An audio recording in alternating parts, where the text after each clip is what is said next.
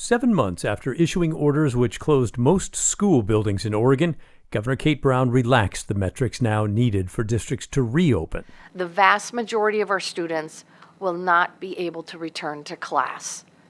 However, close to 130,000 students will potentially be able to return to in-person instruction with these metrics, and that's a really good thing. Until now, counties had to lower their 3-week average infection rate to 10 cases per 100,000 for most classes to start again for in-person learning.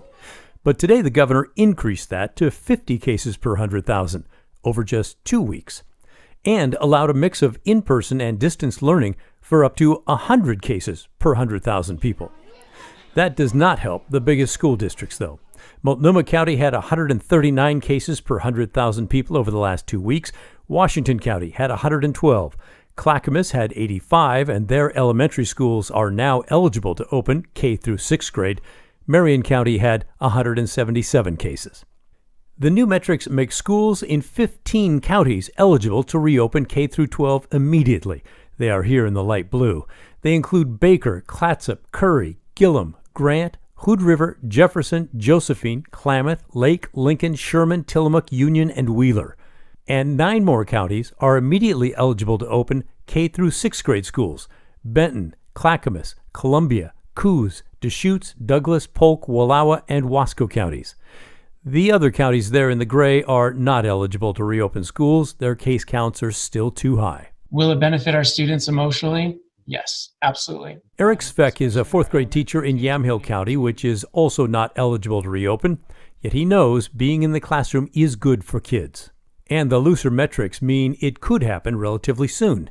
He's one of many teachers around the state concerned about safety in the classroom when the students do return. His local union held a rally today urging the McMinnville district to meet with teachers to talk about safety. What I don't want to lose anybody because we've rushed into something without thinking things a little bit more ahead of the curve, without putting that safety first.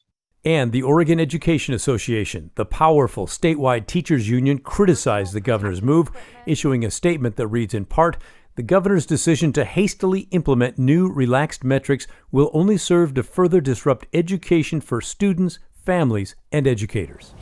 Portland Public Schools, with 49,000 students, put out a message to its families today saying that under these new metrics, it's possible kids could be back in the classroom in February.